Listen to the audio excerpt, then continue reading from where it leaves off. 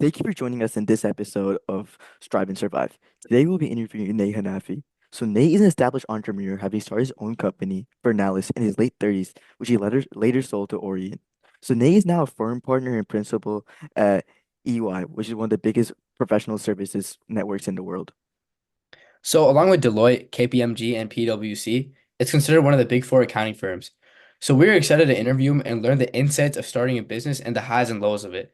Stay tuned and always don't forget to like and subscribe. Okay. So good evening, Nate. Thank you for joining our podcast. My name is Ashmit, And my name is Shoubhit. and thank you for joining us on this episode of Strive and Survive. So how are you doing today, Nate? I'm doing great. How are you guys doing? We're doing We're doing great. great as well. Thank you for Thanks for asking. having me. Yep. So if you wouldn't mind, we would love to ask you some questions about your life and how you overcame difficulties as an entrepreneur and a corporate executive, which eventually led to where you are today in life. Okay. So our first question for you today is growing up around Edison and working at Menlo Park Mall, what are some lessons or memories from your early years that you think shaped who you are today as a person? Oh, I mean, a few things. I, you know, I learned a lot of humility. There was never really, never any job that I thought was below me. I mean, I did everything. Not only just worked at, like, I worked at Menlo Park Mall, but I worked even before then. When I was 14 years old, I worked at Wendy's. And I remember I would change the fryers. I cleaned the garbage dumpster one time. I mean, I did a lot of stuff. And it just gave me a perspective around on the world um, and it's just, I mean, I guess a few things. It made me uh, really sort of look at being hands-on with things, and understanding like how like what's the word uh like there was no job or no task that was below me. I could do anything. Okay, And really impressive.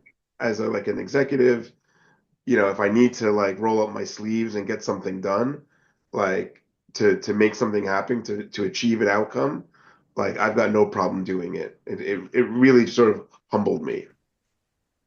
Hmm. Okay. Thank you for that. That gives us like a really good insight on how you took the perspective of a job.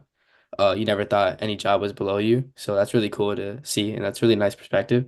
Ashmit, you have another question that you want to ask him? Yeah. So clearly working all those jobs in your past, especially from so young, it takes a lot of discipline and consistency. So speaking of discipline and consistency, you started your own company in your early 30s, and that's no small feat. So what motivated you to take that risk, and how do you handle the pressure of entrepreneurship at such a young age? Um, yeah, why did I do it, or how did I do it? I mean, the really what drove me was that I was working at a big company, and you know, I didn't realize, I did, or I saw the company making a lot of decisions on like who to promote and who they let go and who they fired. And I sat there and I observed it, and I was always like, the people who are making these decisions don't know who the good people are and who the not so great people are. They were promoting the not so great people, and they were letting go the really good people and the really strong, competent, skilled people. And so it made me think that like one day they may come and call my number. And I thought of myself as a high performer. And I'm like, well, if the people who are making these decisions can't really tell who the high performers are, that then it may impact me negatively. So I decided that I really needed to like pave my own future and my own and grab hold of my own destiny, and not leave my future in the hands of people who may or may not value my work and my skill set. So that was the reason why I left to start my own company. Um, and then what was the second part of the question you were asking? It was how do you handle the pressures of entrepreneurship at such a young age? Yeah. Um, I mean, it took me I learned to handle. I mean, I don't think I handled it well in the beginning. I think I was really stressed all the time. And um, I think one of the first lessons was like I put a lot of pressure on myself, and I would do a lot of work like with my own, with like do all the work hands on. Like I wouldn't delegate it out to people. And so I think one of the first things that I learned, or it took me a while to learn, is that I could like either do all the work myself, or I have to figure out how to like spread the work amongst other people. And if I didn't do that successfully, I wasn't going to scale the company. So, you know, that transition from being an individual contributor to being like a leader and a manager, like, that transition helped me relieve some of the stress. Uh, and then, I mean, so many different things, so many tactics I would employ. I mean, I'll tell you, like, I got into meditation, uh, and I still meditate. It's been over 10 years, or I don't know, maybe even 15 years. I meditate every single morning. And it's the first thing I do when I wake up. And, it really gives me focus, gives me confidence, and it gives me clarity on what's important and what I should focus on. Um, and and then I built a system for myself. I organized my whole life, my work life and my personal life, and I use a system of like the system I use is Trello, but there's a whole bunch of systems like that's old now. There's probably other systems, but basically organizing all my tasks every day. Short-term tasks, long-term goals. I have everything written down so that like nothing ever like escapes my memory. Like I have it written down, I have it organized. Um, and I think part of the when I before I use my system of remembering things, I try to keep everything in my head. And I found that your head's not very good. Your brain's very good at being creative, but it's not so great on like keeping tasks in order. And you have to sort of write it down and organize it. And if you develop a system on how to do that, it actually like actually just writing it down relieves the stress. The actual act of, or I type it in. I'm not writing it down, but I'm typing it in. And then I know that like as long as everything is in my Trello board, I will never forget it. Like I have that confidence. I have the discipline to put everything there. And then every single morning I have everything laid out for me. So I know I'm not forgetting anything. And just like having that system there as a foundation for me makes me less stressed. Because what made me stress is like trying to keep everything in my head. I had all these different initiatives and work streams, and if I try to keep it in my head, I was always forgetting something, and that would make me stressed. Yeah, I think that's some great insight that you just gave us. Especially in high school when we have like, especially we're in junior year right now, so we have a lot of work going on, and I feel like especially in this generation of students and kids, our attention span is like really low. So we don't tend to do assignments properly. We tend to like switch on from like one assignment to another. So like, like how you said, create a schedule, Yeah, keep your things in track. I think that way we can actually like relieve our stress and actually like be more efficient with our work instead of, just going from jumping from like subject to subject. So yeah, thank you for yeah, that. yeah. I think multitasking is the biggest like fallacy out there. Like there's no such like even a computer like it's like a computer looks like it's multitasking, it's doing things in parallel, but in actuality, it's only doing one instruction at one time. And it just Mhm. does it really quickly. Because you're sort of like um, you're defeating the laws of physics. You can't like do two things at one time. So for me, it's just like and again, the meditation helped me with this. Like when I have a task, Like I'm 100% focused on that task till its completion, and then I move on to the next one. And if I try to flip back and forth, you're just going to be like you're inefficient. You're just going to be restarting, and you're going to forget where you were. It's going to make You're going to make careless errors. Like it's a fallacy to think that like you can actually be more efficient by multitasking. You're actually more efficient if you focus at one thing, and then when you're done, move on to the next thing. Hmm. Okay, I had another question for you. It was about stress, but honestly, you pretty much answered that question before. So I have another question. So in today's world, people define success in like really different ways. So I was just gonna ask you how you personally define success today and how this Today, changed over time.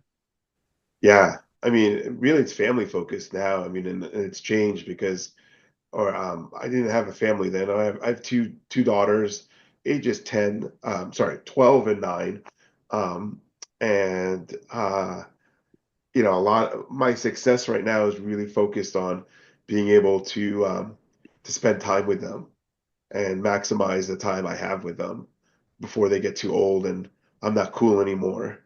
Yeah. Um, but Yeah. but like seeing them grow and seeing them, you know, really become who you know seeing them become successful and not necessarily I'm saying financially successful but like seeing them become happy however they define it is like really important to me right now or it Yeah. wasn't important to me before I think before it was really like what was defined success is just I did something that I enjoyed doing, which was, primarily solving problems. And, I sort of did it my way. Like I was able to shape the way the organization and culture was going to be.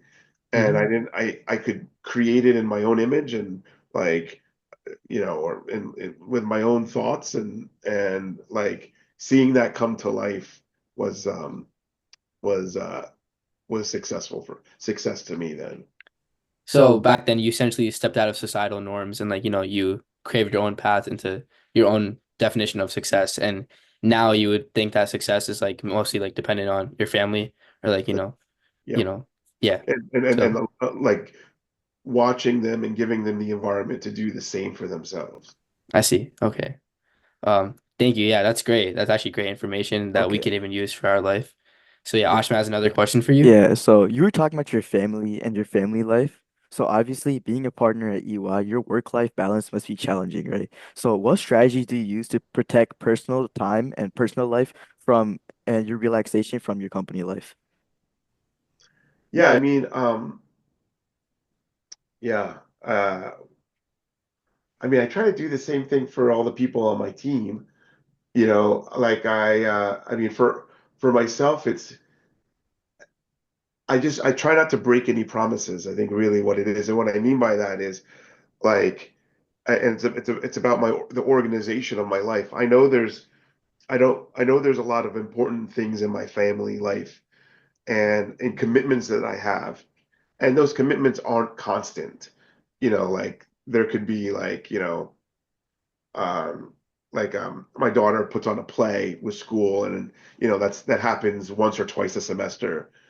And I don't want to miss those things. And I promise to go to those things. So if that's like on a Thursday night at 6 o'clock, like I make sure that like I don't like that I have a plan in place ahead of time to make sure that like I'm not needed at work. Um, and then the reverse, and like if one of my staff, one of the team members on in my organization, if they have, I tell them like you can't break promises to your family or to your friends or whatever it may be. And like, if we just plan together, we'll make sure that we have coverage for you. It's one thing, it's like there's always going to be an exception where you can't plan something, but like that's only going to happen 5% of the time. 95% of the time, ahead of time what's important in your life in your personal life. And if you're just communicative or you communicate with your team, like, hey, like I have these things coming up that I can't miss like and then we'll provide coverage for you and your teammates will pick you up and then if it happens vice versa you'll pick them up like you know, like again, it's just like don't break promises with your loved ones. And if you because when you start breaking promises, then you're going to start resenting work and you're resenting your team. And but like I said, like if you 95% of the time you can see the future, you can plan it out. And if you plan it out and are proactive, you can make sure you don't miss those things in life. Yeah, so I agree with everything that you just said. We shouldn't like break promises and we shouldn't just say that we're gonna do something and then not follow up on it because that doesn't just break promises, it breaks trust. Yeah. And that affects families and even the work life. If you're gonna say you're gonna do one thing and then not follow up on it, then obviously it can cost you your job as like, Yeah. one of the Yeah, I effects agree of with it. So Shoubhit because like trust is like one of the most important thing in any relationship, whether it be like in work or your family or anything. Trust really is the most important aspect, and breaking someone's trust can really affect your relationship with, especially a company. When like you say you're gonna do something with your teammate, but you don't end up doing it, that could really affect your performance. Yeah, yeah, and I don't and equally important on on the personal life. I don't want to if I'm going to tell my kid I'm going to be there to watch them at their play, or I'm going to tell my mother I'm going to be there, or like, and it overlaps with work. Like I said, I most of the time I can foresee that, and I don't want to break the promises with them. So if I plan and say, hey, I'm going to be out of pocket because I got to go to my kid's show from can you pick me up and watch things for me? If you do that proactively ahead of time, 2, 3 weeks ahead of time, like, and then that way you're not breaking promises on your family life and you're not stressed, you know. so essentially it just creates balance between, your work life and your family life and obviously builds trust and yeah. Yeah. So that's good. So Ashman, I think you had another question that you wanted to ask him. Yeah, so speaking of balance, currently we're juniors, you're in your junior year. So junior year really is like people consider like the hardest year of your high school career. And balance for us really is hard, especially we go to competitive school, JP and Edison, and it really is hard to balance everything, especially with how hard like our academic life is. We also gotta balance ECs like sports and clubs and activities like this on top of that. So what was your advice for high schoolers to help them balance their lives? Yeah. I don't know, it's interesting. I mean, I would say like this is probably not the um this is probably not a popular piece of advice, but I would just say don't overschedule. Just like sometimes like take the time to smell the flowers and and if every minute is scheduled, I don't know, I feel like you might be missing life sometimes. And so I would just say again, this is probably I say this to my kids, so this isn't this is not something I'm I preach as well, but I try not to overschedule their time. I try to say, hey, leave some time to yourself, leave the time just to think and be creative and just hang out, like, and take it all in. You don't want to have every single minute scheduled. Hmm. So I would just say like, just take a break and, you know, take a walk, ride a bike, get out of the yeah, the routine. So pretty much just like go with the flow Yeah. in a way. Yeah. Yeah. Yeah. I feel like a lot of high school students, especially juniors, have that issue. I think we just like overcomplicate things that even aren't that complicated. Like for instance, like people who don't have that many assessments, just because they're in junior year, they might already assume that they have so many things, even though they don't have that much. So they might like exaggerate what they have. But it's Yeah. just like habit. They don't mean to do it, right? So it's just like it just comes Yeah. with like that, that stereotype that junior year is like typically very hard, but it doesn't have to be that hard. You can just take things slower, you know. Yeah. I mean, for me, it's like I think people confuse activity versus outcomes.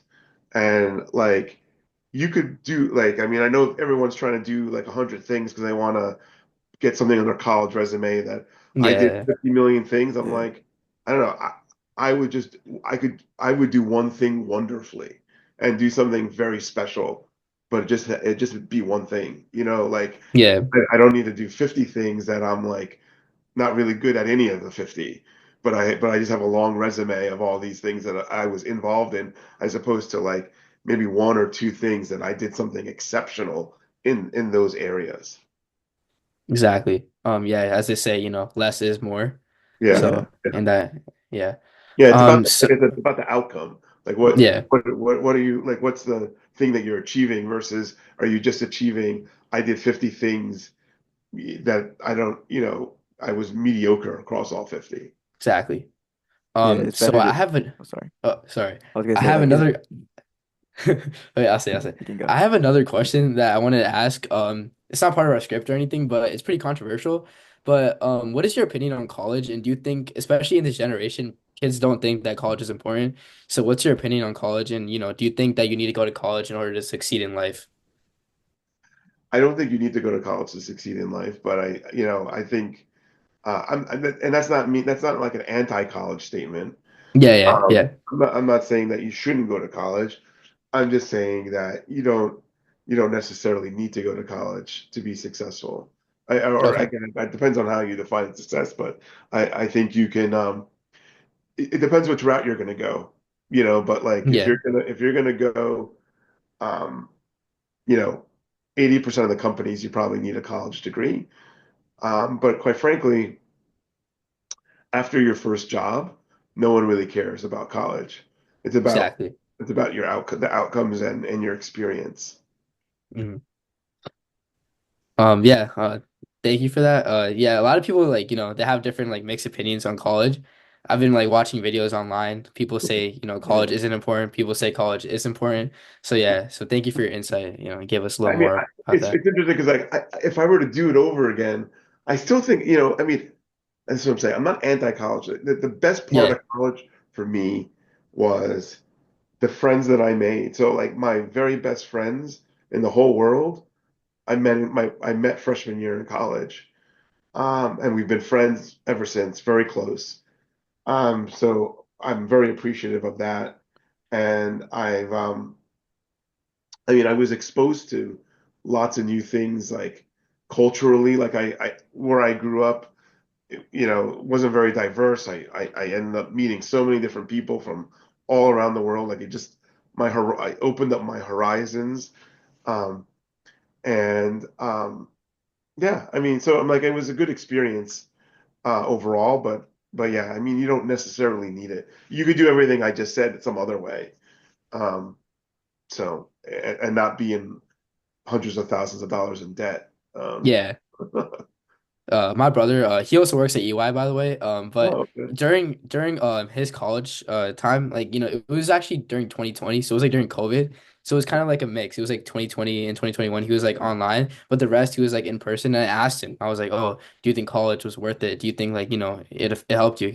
He told me specifically. He was like, "Yeah, it was definitely worth it." He said like the experiences, the friends I made in college. He's still friends with them right now, so he said it really Yeah, like, helped his life. And I think it's like a stage in life where like most people like go through and it's like beneficial for them. totally. Yeah, totally. Yeah. Yeah. I'm just saying it's not like I'm not like I said, I'm not anti-college and I had a positive Yeah. experience. I'm just saying you don't necessarily need it. You don't need to go in order to be successful in your own Yeah. terms. Yeah. So transitioning from the education part, like college, back into the business part of this conversation. So you started your own company, right? And Yep. most people say that starting a company is the hardest part. Like the first step is always the hardest part of starting the company. So what inspired you to take that first step and really start your own company? Um, I mean, after I made, like I said before, after I made the transition that I wanted to sort of own my destiny, I mean, after that point, it was just sort of like I needed I felt like a hunter. I had to go out and like kill my food to eat it. Like I had to survive. There was no one writing me a check, giving me a paycheck every 2 weeks. And so what kept me going was like I just had to, I really I just had to survive. That was one. Um, yeah, I mean that was like the sort of underlying current was that like I was doing something that I enjoyed and I had to be like I had to wake up every day and like go out and get it and because no one was handing it to me, you know. I don't know. Yeah. It's like living at home. Like your Okay. meals are all cooked and everything is all, you just don't have to think about it. It's there. The food's there. Your mom or dad makes food. I mean, for me, like when you're working for a big company, that paychecks just show up every 2 weeks. But when you wake up with your own company, you're just like, if I don't work and I'm not out there like immediately, like I'm not eating. I'm not making money. So it's I didn't have any investors. That's another thing too. Like people get, they go raise money, they get millions of dollars. Like I didn't raise any money. We just went out and knocked on doors and got work. You essentially did it all by Yeah. yourself. Yeah. Yeah. Okay. I have another question that I want to ask. I feel like people in the workforce don't really talk about it that much, but it's something called imposter syndrome. And I was just gonna ask you, have you ever felt imposter syndrome or moments of like self-doubt whenever like you're working or being a firm partner right now at UI? Yeah, I don't know if I've ever felt imposter syndrome. Maybe I did, but as far as self-doubt, like, oh man, all the time. Like Yeah. it was always um I never felt that I didn't belong someplace, which I think is what partly imposter syndrome is. Yeah, it is. Um Yeah. yeah, but I never felt that, but I always felt like I'm making the right decision. Eh, You know, um am I hiring the right person? Am I approaching this problem the right way? Like, I definitely would spend a lot of time debating it with my colleagues or by myself in my mind.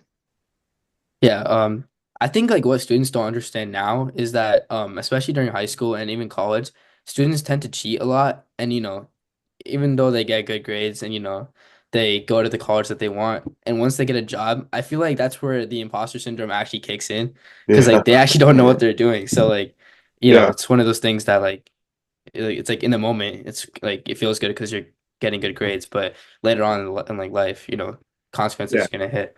yeah. So, Everything. I mean, that's there's always a reckoning. That's something that I learned.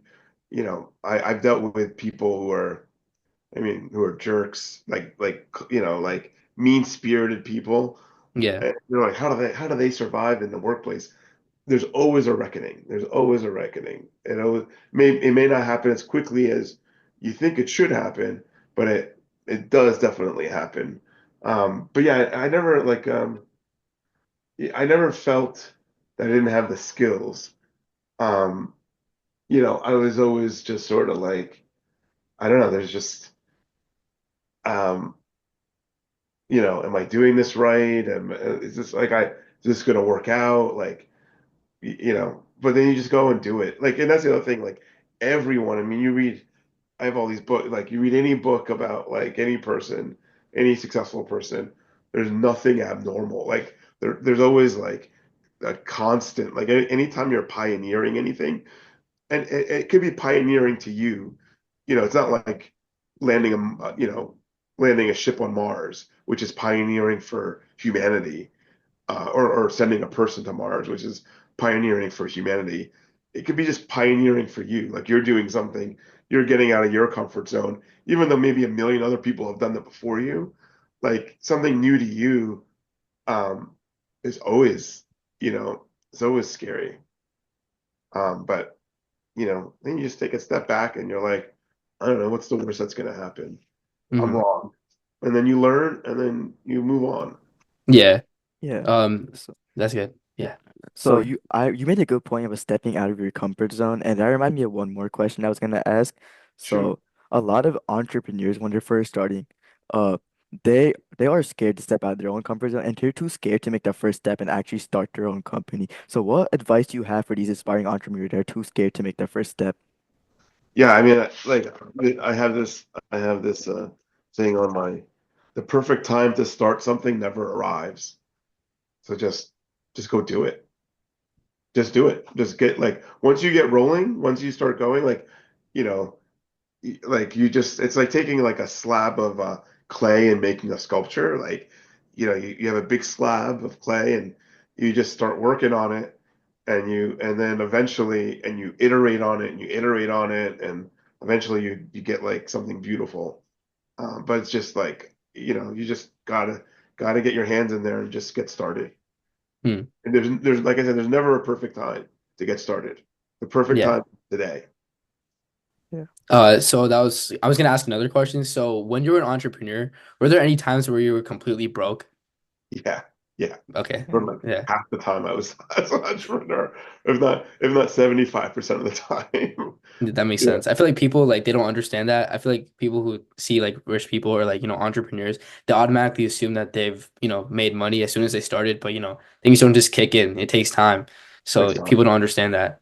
So Yeah. yeah. Yeah, And So I like asked that question. especially with yeah, sorry. yeah. Definitely takes time.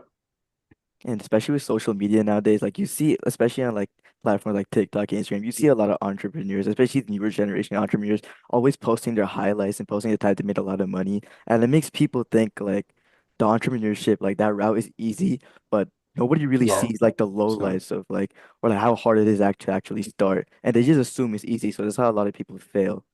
Yeah, Because they're yeah. I not mean, no, no. I mean, entrepreneur like 99% of the companies fail, of startups fail. 99%. It's very, very risky, very, very hard to make it. Um, it's not. I don't say that to dissuade you, but or dissuade anyone. But like all that stuff on. So I don't even know. I don't watch any of this stuff. But like that's all. It's all baloney. I mean, it's not. It's Yeah. yeah. yeah. So Yeah. like Yeah, I was eating like Tasty Delight. I would save myself.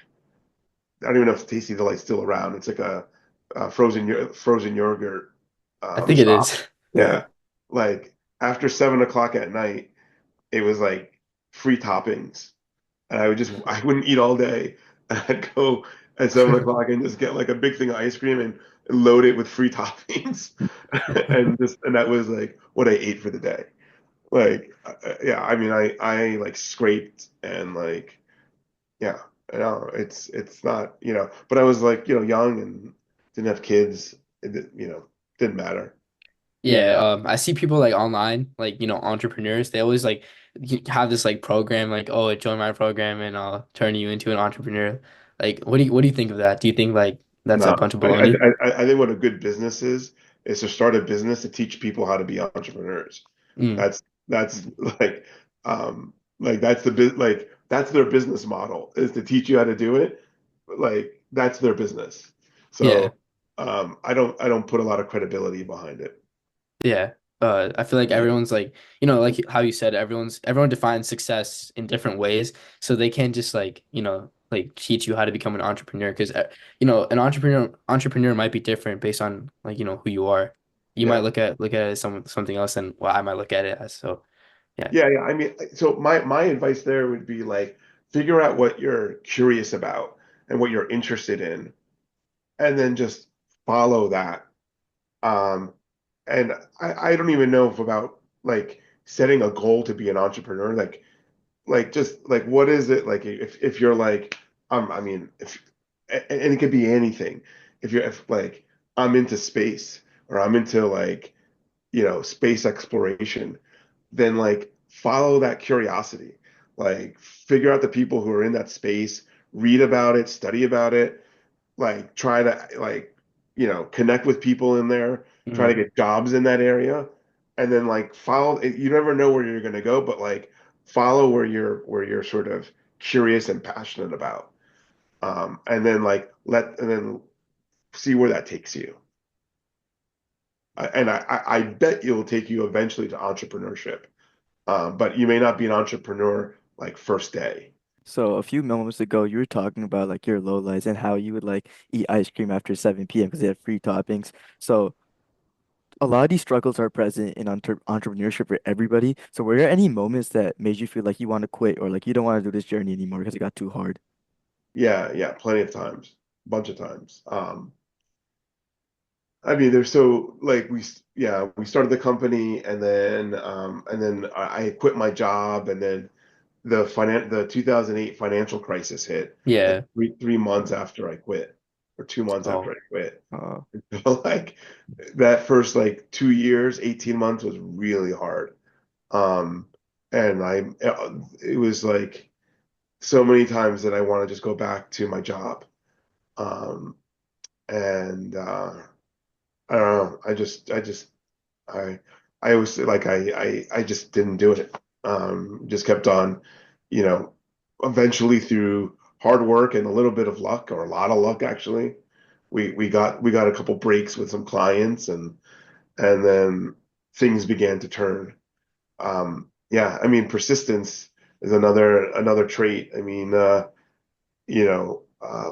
it's like that. So I said 99% of startups fail. Yeah. The 1% that don't fail is just because someone didn't give up, and they kept on going. But it's really, really hard not to give up. Very Yeah. hard because like you Yeah. got to pay bills. I mean, it gets frustrating.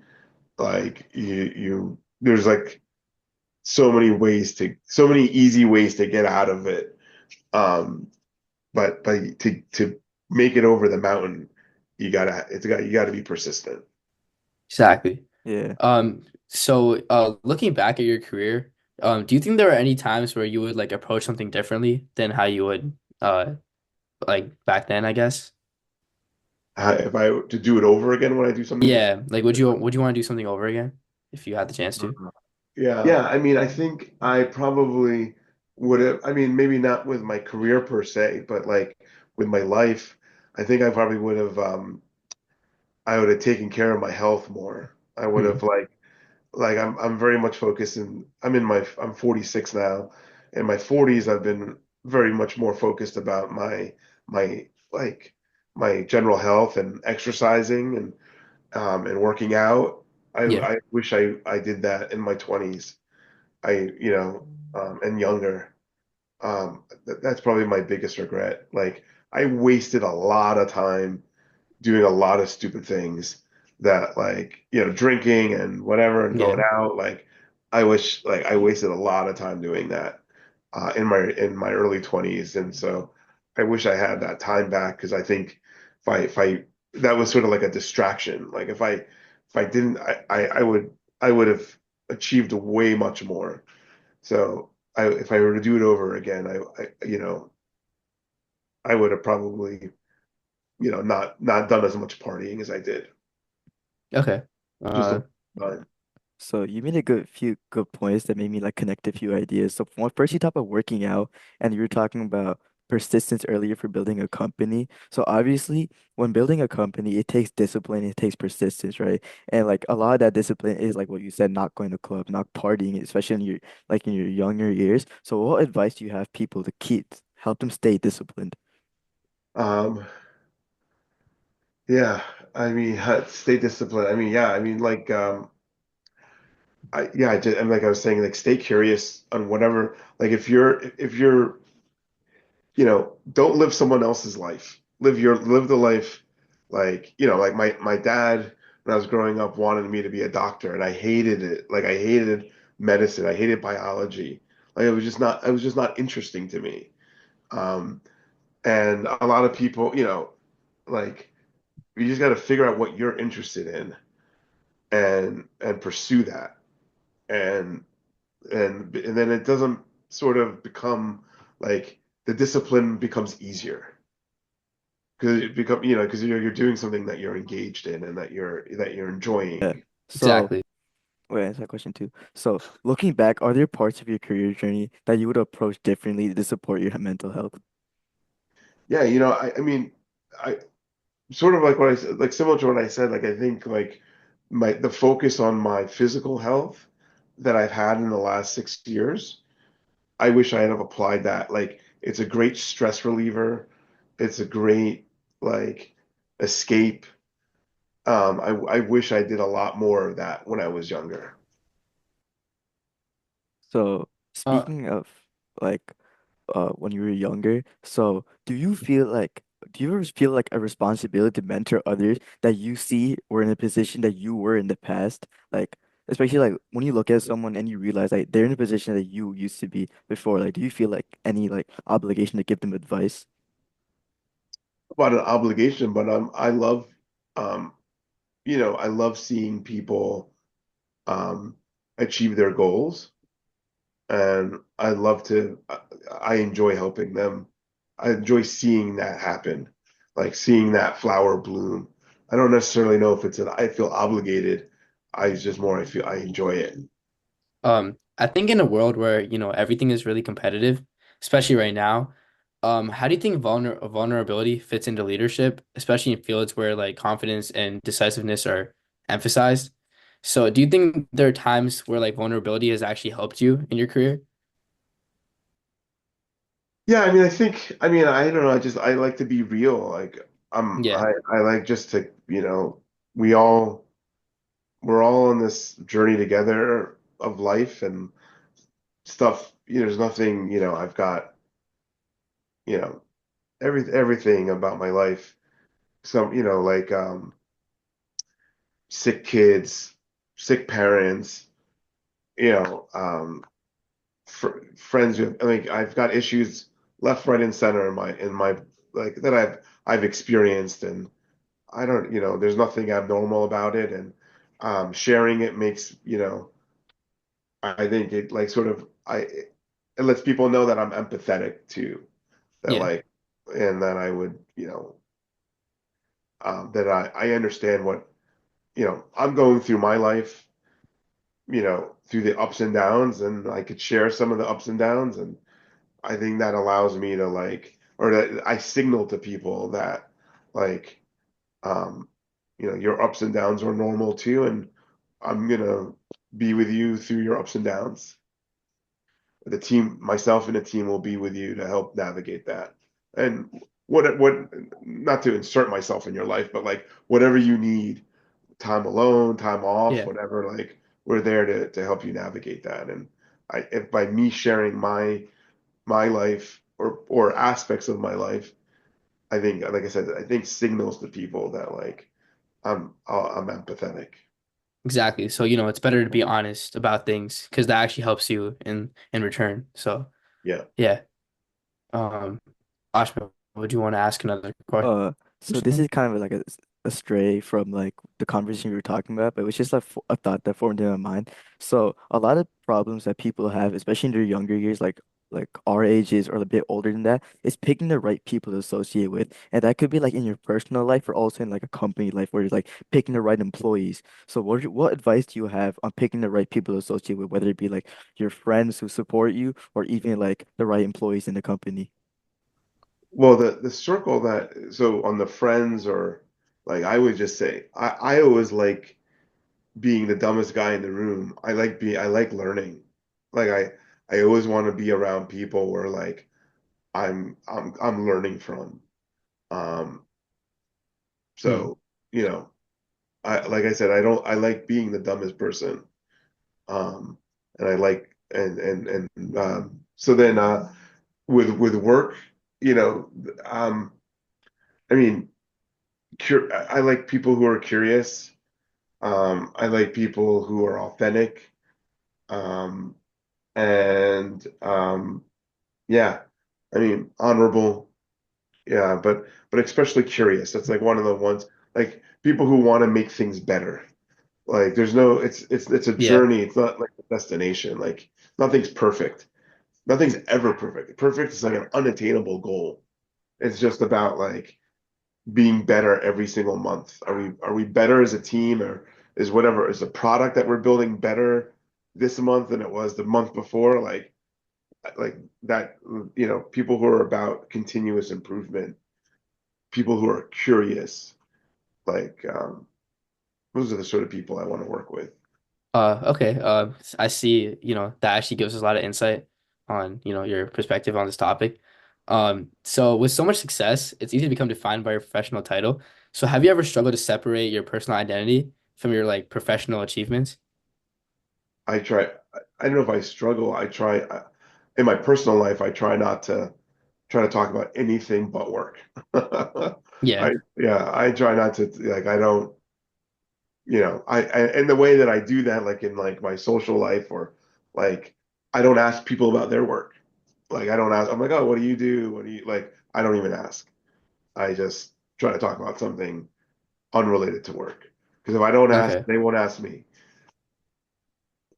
I think that comes to like a wrap for our episode today. Yeah, and We asked you a bunch of questions and you answered them like really well. So it gave us a lot of insight on, all these topics about mental health, success, happiness and, just approach to success as a whole. And, finding that boundary between, family and like, work. So that was great. Thank you for that. Thank you Um, guys. This was great. It's so nice meeting you guys. yeah, you I really, too. I thought it was great questions, very insightful, and a great conversation. Thank you. Thank you. Thank you. All right. Have a Uh, good night. You too. you Good too. night. Thank you. And that's a wrap for this episode of Strive and Survive. We'd like to extend a huge thank you to our guest, Nate Hanafy, for joining us today. Nate's insights were truly valuable, and we appreciate him for taking his time to answer all our questions with such thoughtfulness and honesty. And we learned a ton, and we're sure you guys did too. If you enjoyed this conversation, be sure to subscribe and share this episode with your friends. And as always, keep striving, keep surviving, and we'll catch you in the next one. Thanks for tuning in.